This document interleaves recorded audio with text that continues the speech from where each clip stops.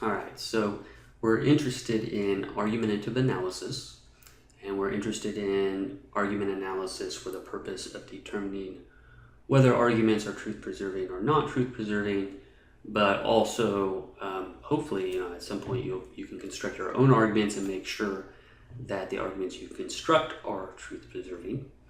And so in the last video, what we did is we talked about what arguments are, that is what it is that we're interested in, what we're focusing on, and we talked about the various components, various basic concepts that surround an argument.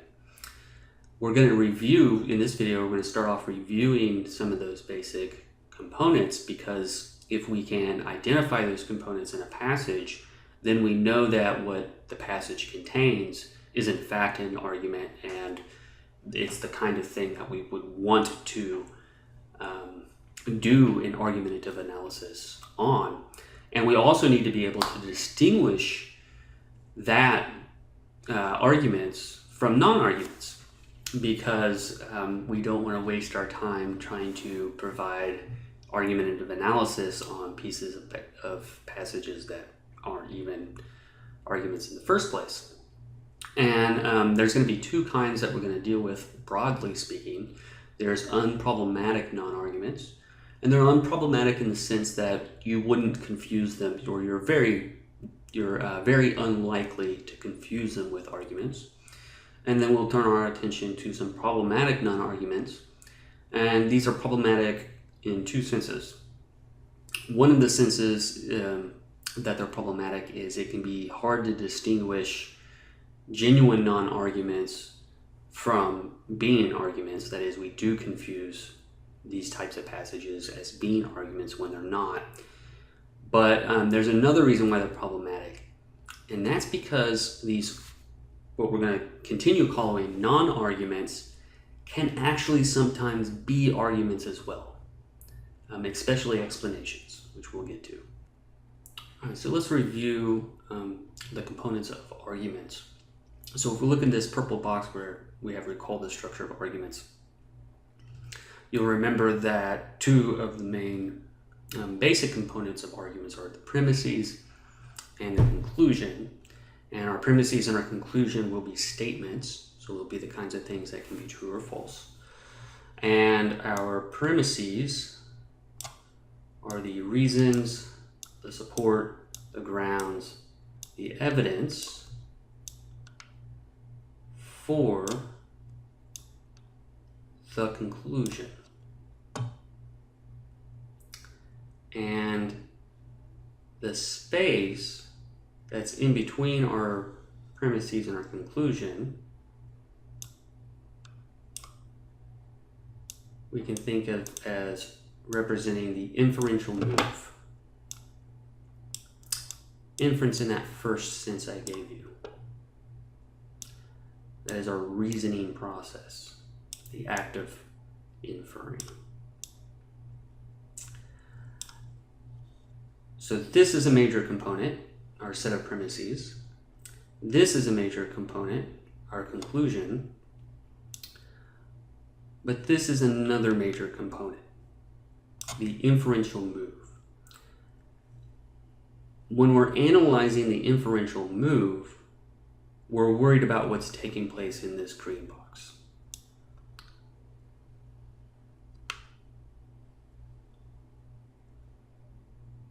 So we say to ourselves, if, and notice it's not a question of whether the premises are in fact true. The question is, if the premises are true, if they were true, then would it have to be the case that the conclusion be true?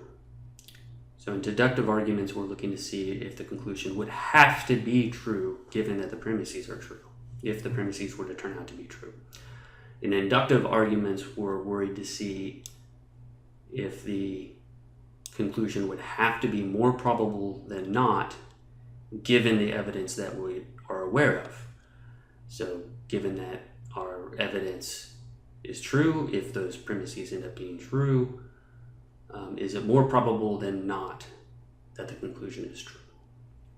And what that means then is that we have two necessary components in order for a passage. Well, it doesn't have to be a written passage. It can be something that somebody says as well. But for a passage to be an argument, it's got to have a factual claim, which is going to be talking about our premises. So a claim of truth to serve as evidence. And there's got to be an inferential claim, which really picks out both the conclusion, since it's what's being inferred, and it's that second sense of inference that I gave, but also the purporting that a statement follows from another set of statements. Okay? So that should refresh us on the basic components of the arguments, and it gives us two requirements when deciding whether a passage is in fact an argument or a non-argument. Namely, again, there's got to be a factual claim, and there's got to be an inferential claim. And if we're missing either of those, then the passage that we're examining, that we're determining whether we even need to do an argumentative analysis on, just isn't an argument. Okay, before turning to unproblematic non-arguments, let's use the information that we just learned to determine whether we have an argument here or a non-argument. So the passage says, 1, whenever oil prices rise, airline profits decline. So 2, airline profits must be declining now, since 3, oil prices are rising now.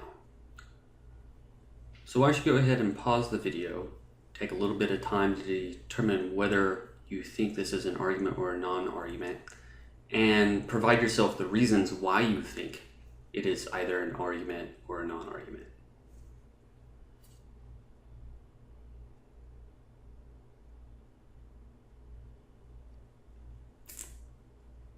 Okay, so if you maintained that this was an argument, good for you. This is in fact an argument. Let's talk a little bit about why that's the case. When we look at this first passage that we have up here, notice we have the word so, and we have the word since. And so is a conclusion indicator, and since is a premise indicator.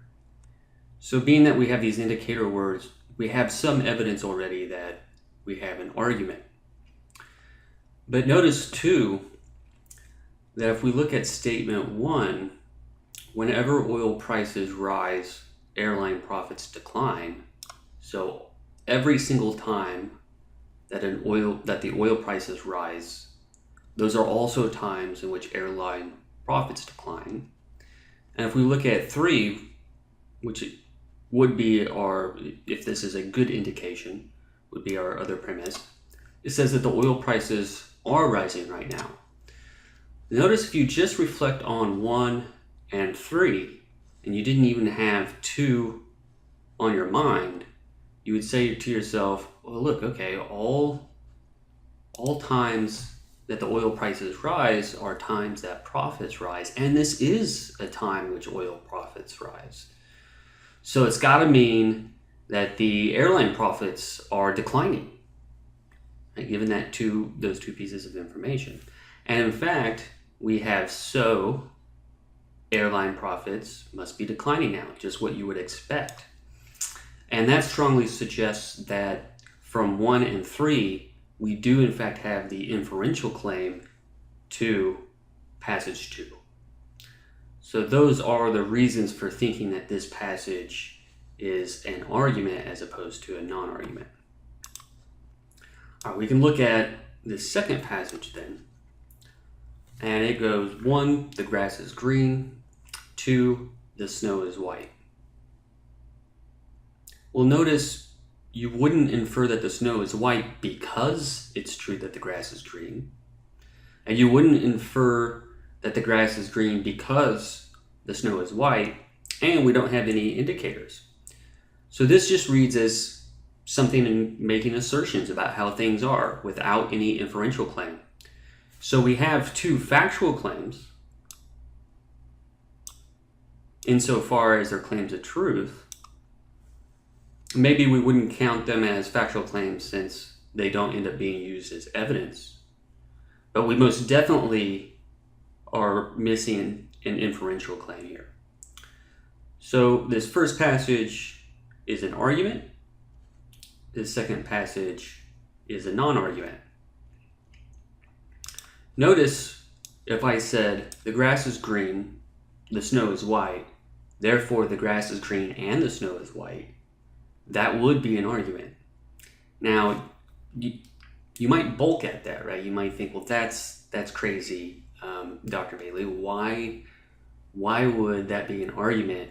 Well, because it has all the required components, because we would have the factual claim that the grass is green, the snow is white. Then we have the conclusion indicator, therefore, telling us that what's supposed to come, we're supposed to believe that that is true because of the information given prior to it. So then we have, therefore, the grass is green and the snow is white. Now, that's an artificial example. It's an artificially constructed argument. I'll grant you that. Because, it's artificial because if we know that the grass is green and the snow is white, it's such a simple inference to the claim that the grass is green and the snow is white that we just, we wouldn't even give that type of argument to somebody. We would just expect them to automatically understand that. Okay.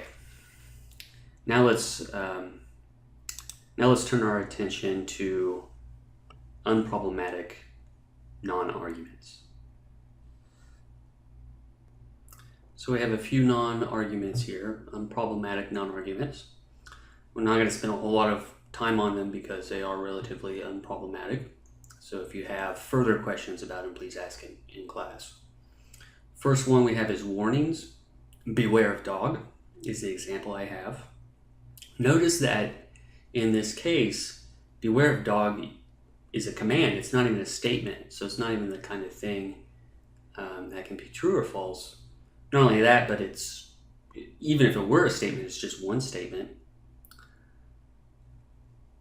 But since it's not a statement, and an argument is a set of statements in which reflects an inference to another statement, it can't be an argument. It fails to meet some of the requirements to be an argument. So then we have advice. The example I have here is I suggest studying for your logic exam, or I could say you should study for your logic exam. And that is the kind of thing that can be true or false. But notice in this case, I'm not giving you any further reasons for believing that to be true or false. I'm just asserting it.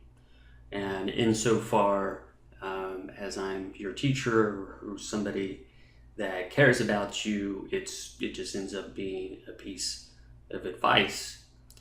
Now, if I advised that you studied for your logic exam, and then I backed it up with further reasons such as people who don't study for the logic exam usually do poor on the exam, and since you're a student paying for this class, you want to do at least reasonably well on the exam.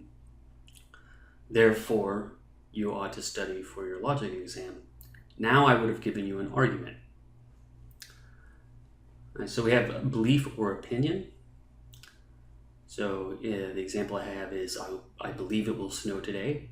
So you can just imagine I woke up today and just had this belief pop in my head that it's going to snow today. And I don't offer any nor have any further reasons for it.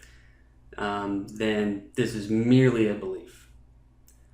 We can get an argument going if I say it'll snow today because I watched the news and the meteorologist said that it was going to snow today and he's an expert on these types of things, etc., etc.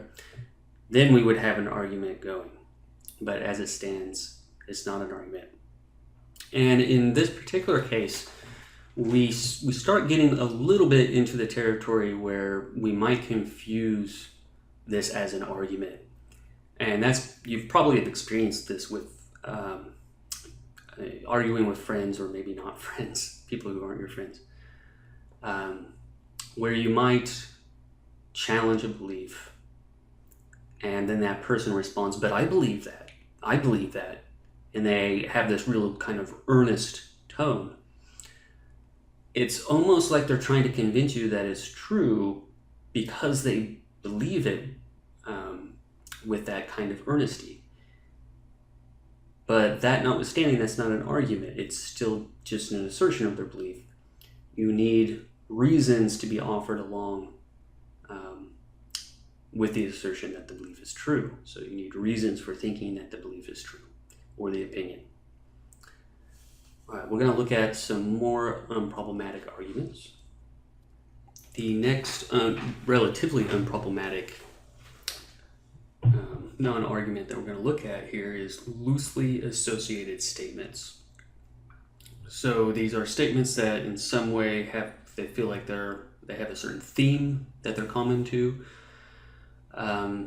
yet it's not an argument. So the example we have here is humility is for the servant, glory is for the soldier, and truth is for the philosopher. And notice that all of what we have here is just mere assertions. It doesn't follow from the fact that glory is for, if it is even a fact, but glory is for the soldier and truth is for the philosopher, that it would be true that humility is for the servant. Likewise, it doesn't follow that glory is for the soldier because humility is for the servant and truth is for the philosopher. And it doesn't follow that truth is for the philosopher because humility is for the servant, glory is for the soldier, and we are lacking indicator words. So even though we have multiple statements, and these are statements that can be true or false, and these are pieces of language that can be true or false, they don't go together in such a way where it looks like we have an inferential claim. So it fails to be an argument. And loosely associated statements get us a little closer to the territory of problematic non-arguments, because with loosely associated statements, there's this air of profundity that surrounds it. So this sounds really profound to say humility is for the servant, glory is for the soldier, and truth is for the philosopher. I can't explain to you exactly why it sounds profound, but these kinds of statements usually do, and then we get convinced by them. Something about this feeling of profundity seems to convince us that it's true. And again, it's not exactly clear to me why that's the case. Something about human psychology, surely, but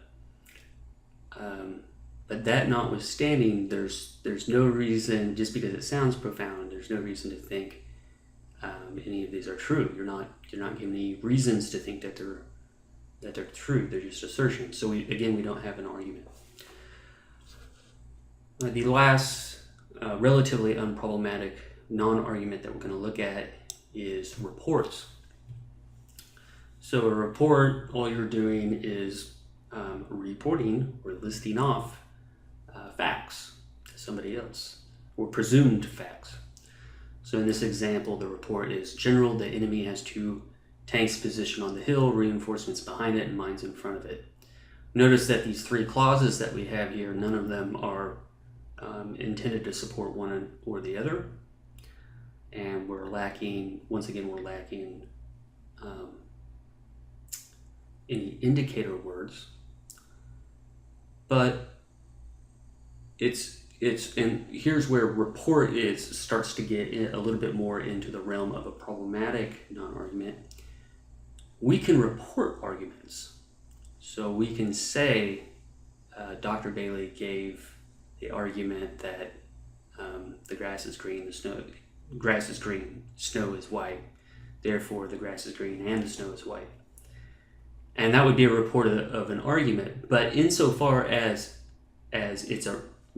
insofar as what we're talking about is the report itself, it's not an argument. Whereas the content of the report does contain an argument. And we have to be clear conceptually to tease those apart.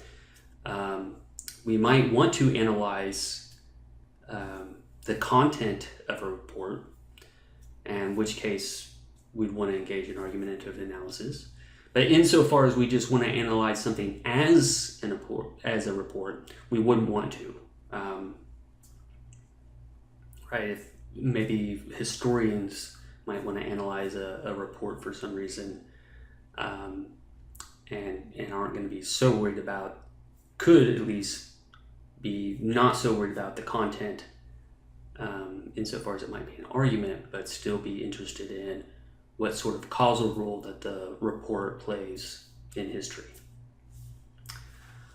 Okay, we're going to turn our attention now to the problematic kinds of non-arguments. So again, these were the kinds of non-arguments that we can accidentally confuse as being arguments, or even worse, can be both what we're still going to call non-arguments, but also be having an argumentative function.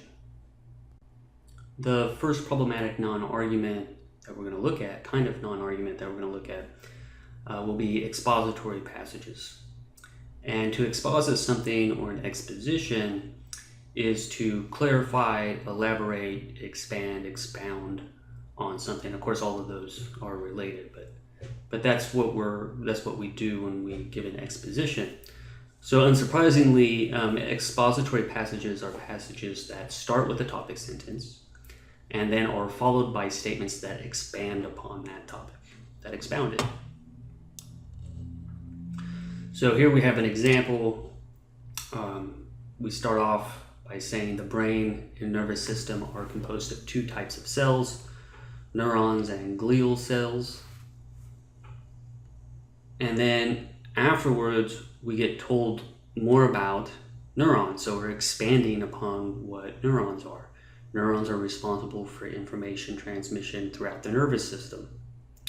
Then we're told more about glial cells. Glial cells constitute the support system for the neurons by taking away the waste product of the neurons. So we have this expansion on the topic that we're given in the first sentence. And notice that because it's true that neurons are responsible for information, etc., and because it's true that glial cells constitute the support system, etc., it doesn't actually follow that the brain and nervous system are composed of two types of cells, or at least not only two types. So it would be very difficult to construe the author here as given an argument instead of just merely intending or wanting to expand on this particular topic. Let's turn to the next problematic non-argument. So now we have illustrations that we want to look at. And unsurprisingly, given what illustrations are, it's an expression involving one or more examples that is intended to show what something means or how it is done.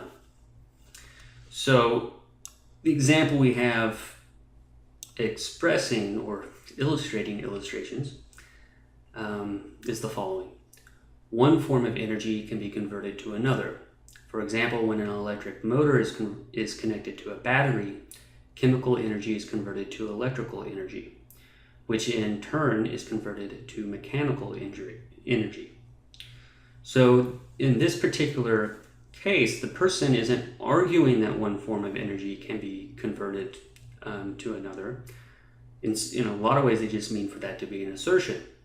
I'm just asserting to you that one form of energy can be converted to another. In fact, given your audience, most of the people are probably willing to accept that to be true. So your author or the speaker of this passage wouldn't even have the motivation to try to convince somebody that this first sentence is true, but might want to show what you mean by it or how it's done, which is what we have in this case. For example, electric motors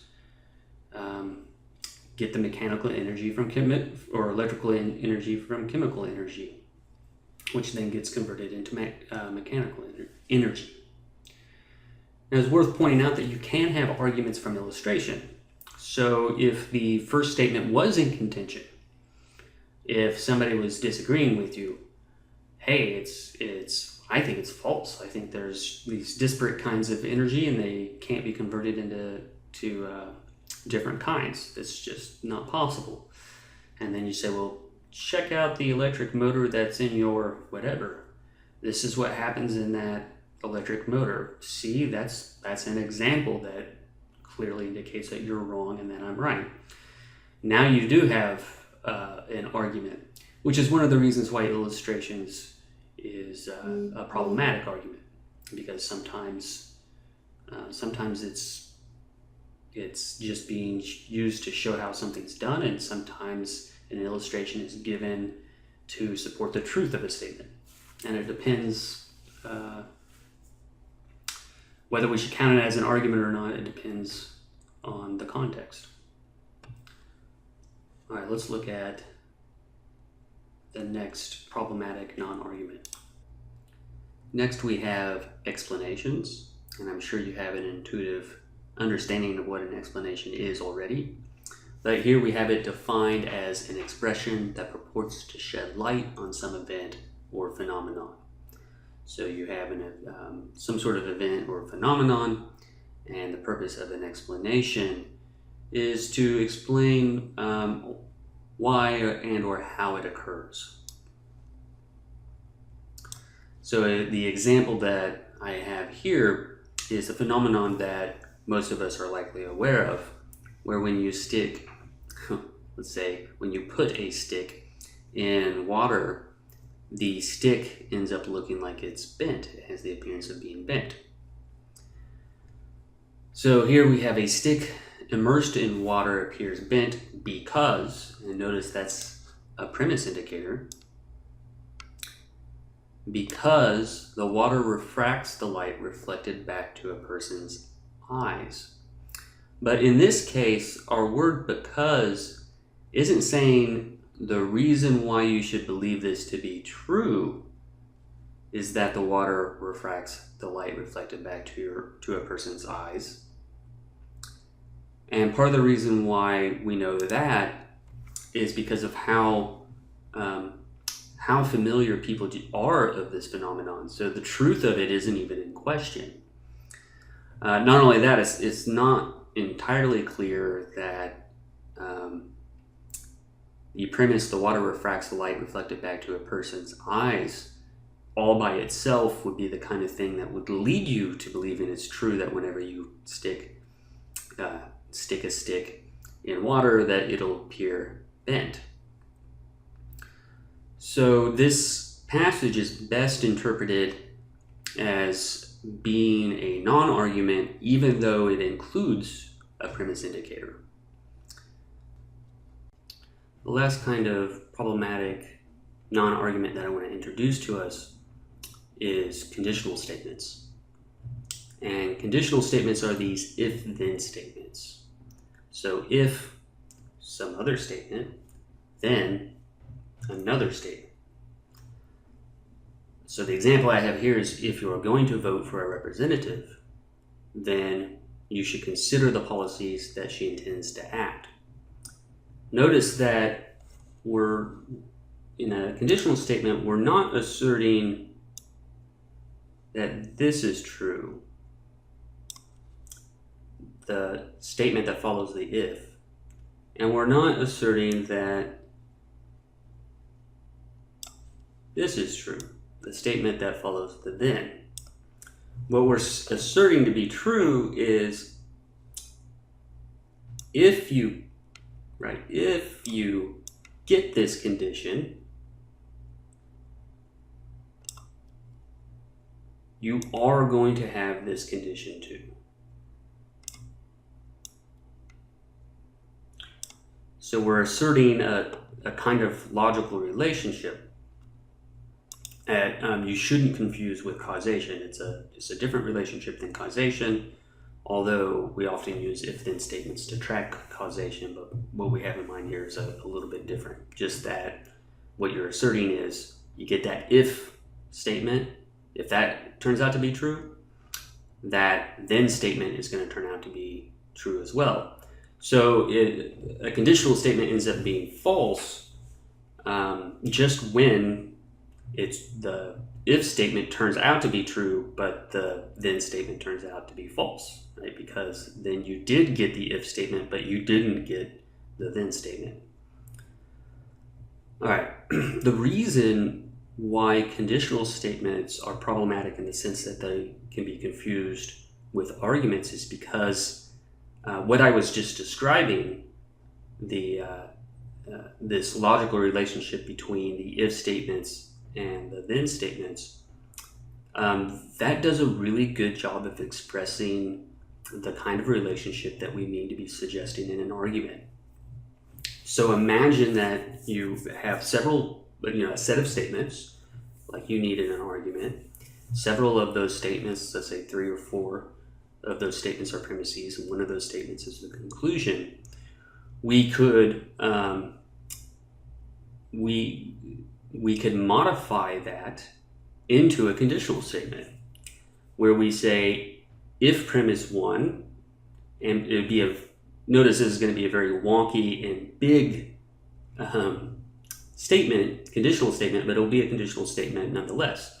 So we could say if P1 and P2 and P3 and P4, then conclusion. And that captures what you're trying to do with an argument when you walk up, when you walk to somebody up on the street, or I guess today you get on Facebook or whatever social media that we use today, and you offer somebody an argument.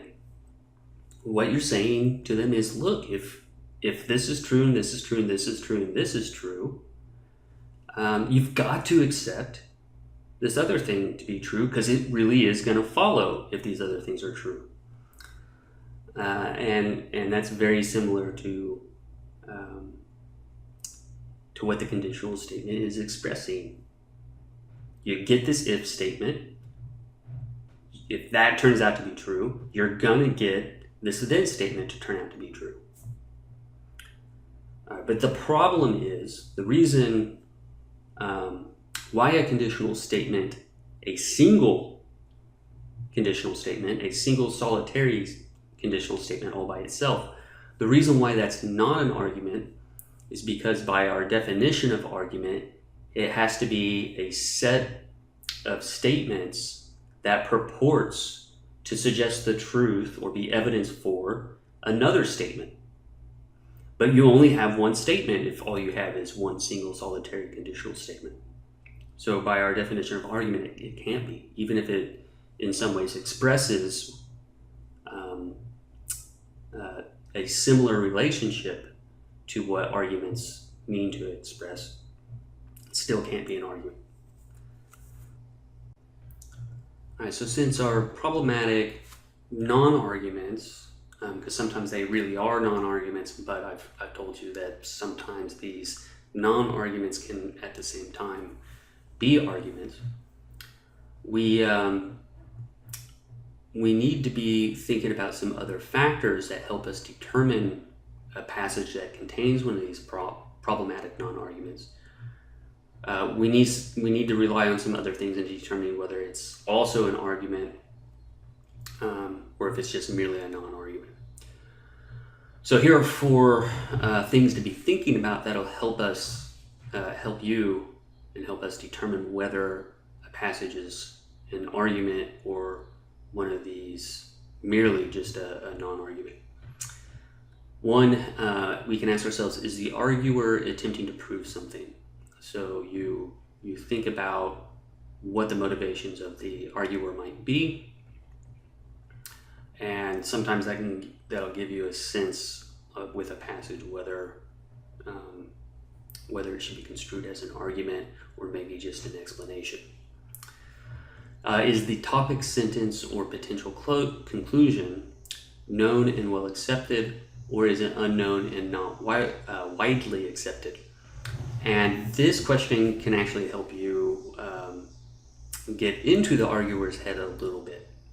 Because if most people already know the potential conclusion or topic sentence, then there's no reason for, right, there's at least very little reason for somebody to argue for it. It's already accepted. Why would somebody go around giving arguments for things that people already think, generally already accept to be true? You could stipulate that you're doing that. It's just, it would be a very bizarre thing for somebody to do. And so if it's a topic that's really well known and well accepted, that's a strong indication that you're dealing with a genuine non-argument. And again, helping you determine the context, you can think about who the intended audience is. It turns out that some audiences are unfamiliar with topics that are generally well known by other people. You can think of the case of children. Children, maybe you need to provide an argument for children that sticks, when placed in water, look like they're bent, because they might not yet be familiar that phenomenon actually takes place. Or you can imagine somebody who lives in, and this could be, you could think of this as taking place historically in a way in the past. Somebody from a very arid, desert-like area where it never gets below freezing, and this person sends an explorer off or whatnot, and the explorer returns, and the explorer maintains that water can turn there, that there's solid water, that he's walked on water, some solid water. And you can imagine this person, if she's never left this arid land, this desert land, you can imagine her just being like, that's crazy, you're gonna have to give me an argument. And then you might appeal to the fact that you're aware that iron or lead or something, or gold, even though it's normally solid, that it can melt. And just in the same way that it can be a liquid and be a solid, it turns out that water can too, just never gets cold enough where we're at. But in these distant lands that our explorer has traveled to, it does get cold enough, and that would be your argument. Something like that would be your argument. So the point of that story was to suggest that, look, the audience, in one case, to somebody who's in this desert, arid climate, might need an argument, whereas if the very same information was given to somebody where it does get below freezing, it would be an explanation as opposed to an argument, right? It might be better interpreted as an explanation. The next question is, you might look for indicator words. And we've already seen that indicator words are just evidence. It's reasonable evidence, but it's not foolproof evidence that you're dealing with an argument. But you need to then do this other task of thinking about how it's functioning. So for instance, we saw the word because functioning as a way of providing an explanation, as opposed to trying to suggest that the previous clause was true. So be sure to engage in these meta-reflective tasks when analyzing a passage to decide, specifically these problematic non-argument passages, decide with whether they are also an argument or if they're genuinely a non-argument. And then this last note I already mentioned, but just remember that if a passage contains only one conditional statement, it can't be an argument. explanations and conditional statements, more than any of the other non-arguments that we've looked at, are probably the most likely to be confused with arguments. So we're going to want to look at these in a little bit more detail. And additionally, for conditional statements, it turns out that they express necessary and sufficient conditions. And we're going to talk about necessary and sufficient conditions later on. So I'm not going to explain what I mean by those right now, but it is going to come up, so it's important to understand the structure of conditional statements in a little bit more detail. So let's turn to explanations.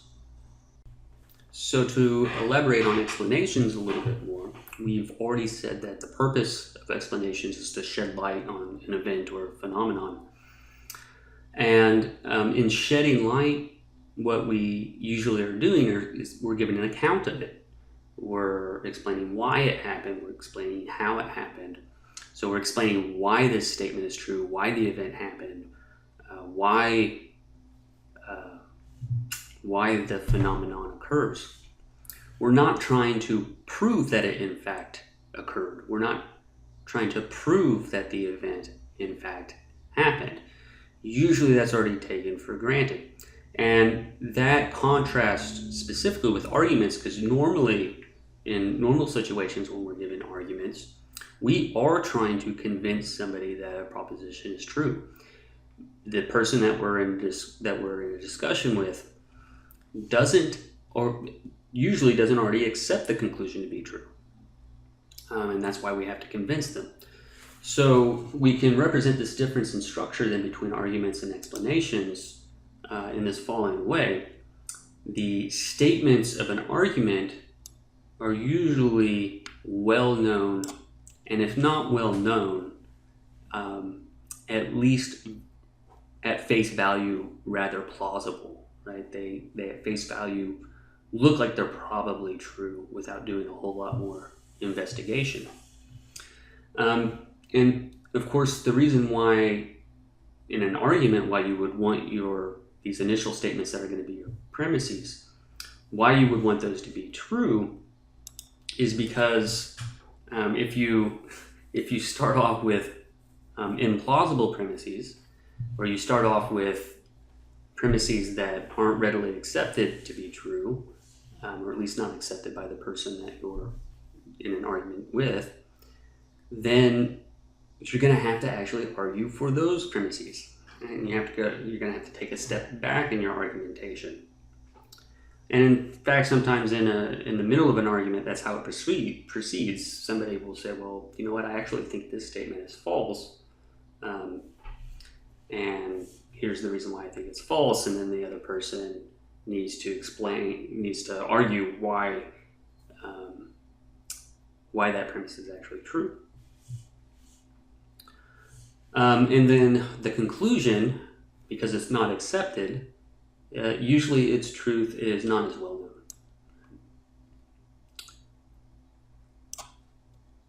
And that's in contrast with explanations, when usually we start with a statement that people already think is true and is known, at least to our audience member. And then we shed light on it by uncovering the lesser well-known statements that inform us why or how it takes place, how or why the event or phenomenon takes place. So in the arguments, we move from well-known statements to a less well-known statement. And in explanations, we typically start with well-known statements and then offer less well-known statements that shed light on it. And I'm talking about this as if this has to be the order of arguments and explanations. At least with arguments, it certainly doesn't have to be the order. We can offer the conclusion first and then offer our reasons for it afterwards. It would probably be, I imagine, it'd probably be confusing to start with what it is that you want to start off with your less well-known statements and then offer what that's supposed to explain, least I think that would probably confuse me. But I don't know, maybe there are cases when that would make sense. So I don't mean to suggest that this is the chronologically that this is the order that this has to take place. All right, so let's look at the structure of explanations in a tad bit more detail. So here's the structure of explanations in a little bit more detail. And we have two main components in an explanation. We have the explanandum, and the explanandum is that which is to be explained. So if we think about the case of the stick immersed in water, it's the fact that the stick looks bent that is the explanandum, because we need to, well, not that we need to, but in that particular case, we are trying to explain why that phenomenon takes place. The explanands then, or the components of explanations that are doing the explaining. Again, in the case of the immersed stick, it's the refraction of light that the water causes that then reflects back up into our eyes that is doing the explaining of why the stick looks bent. So that's the explanands in that particular example. Here we have below another example. Judy failed the class because she never completed any of the homework assignments. So again, we look at, right, it's not in contention whether Judy failed the class. We just know that to be true in this case. But so the because here is offering an explanation. And since what follows the because is what's doing the explaining, that's the statement 2 is going to be the explanands. And statement 1 is the thing being explained, so it's the explanandum. So let's use what we've learned about explanations and arguments and determine whether, for a couple of passages, whether we're dealing with an explanation or an argument. So let's start with the following. Person A. Do you know why Michael was not in class this morning? It is very unlike him to not be there. Person B. Michael has a bad case of pneumonia and his doctor told him that he should stay home for at least 2 weeks. That is why Michael was not in class this morning. So why don't you pause your video, take a little bit of time to determine whether you think this is an explanation or an argument.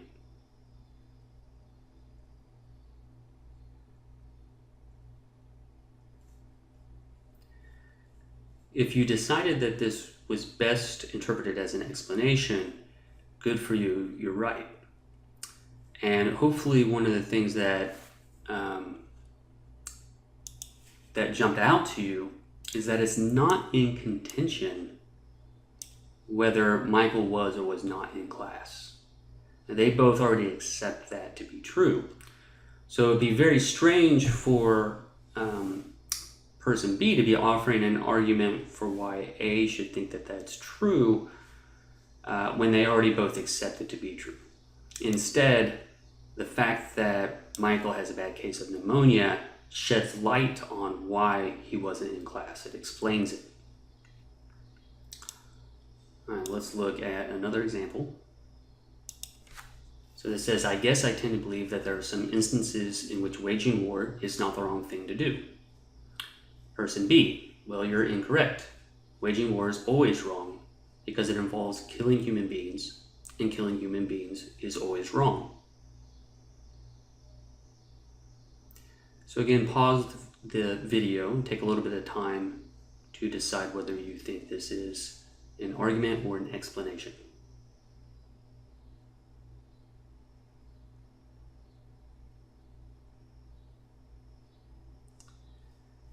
If you thought that was an argument, then good for you, you got it right. And hopefully what jumped out at you was this bit where B says you're incorrect, and A says, I guess to tend to believe that there are some instances in which waging war is not the wrong thing to do. So the question of A's belief that there's some instances in which waging war is not the right thing to do. I'm sorry, not the wrong thing to do. And the fact that B says you're incorrect tells us that that's in contention. That they don't agree, that there's something to try to convince one person over another, unlike in our previous case. And then if we look at what B says, he says waging war is always wrong because it involves killing human beings. So, if you're not thinking too hard about it, clearly war does involve killing human beings, unfortunately.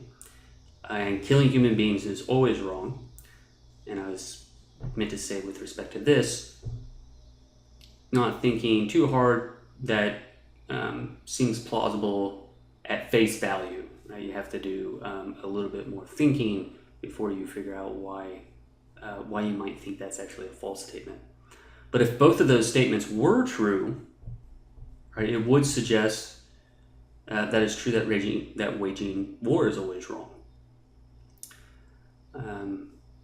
So it takes the kind of structure that we expect arguments to take. So again, that's evidence for why this is best interpreted as an argument as opposed to a non-argument or an explanation. Okay, we're gonna now turn our attention to looking at conditional statements. So we've talked about the structure of conditionals a little bit already. They are these if-then statements.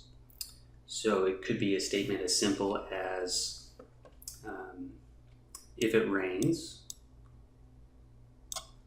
then the grass is wet. But one thing I want you to know is that conditional statements, the if statement and the then statement, don't have to follow in this order.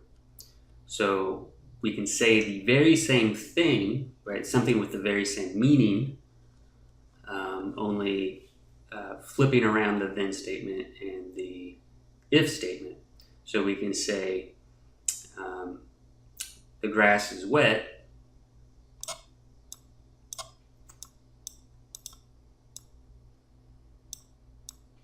if it rains. So this is supposed to be a comma. So the grass is wet if it rains. And this statement, even though things got flipped around, means just the same thing as this statement. Although it would not mean the same thing to say that if it rains, then the grass is wet, would not be saying the same as saying if the grass is wet. Right? If the grass is wet, then it rains outside. Those assert two different things. Those have different meanings. Sometimes students get that confused. So whatever follows this if statement,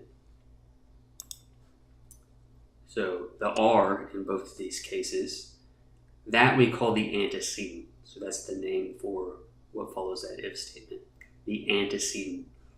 And what follows the then, the W here, in both cases again, so W here and W here, that we call the consequent. So the antecedent and the consequent. So remember that. We'll talk about conditional statements in more detail later on, especially in connection with necessary and sufficient conditions. And I'll be using the terms antecedent and consequent often when we do start talking about conditionals in a little bit more detail.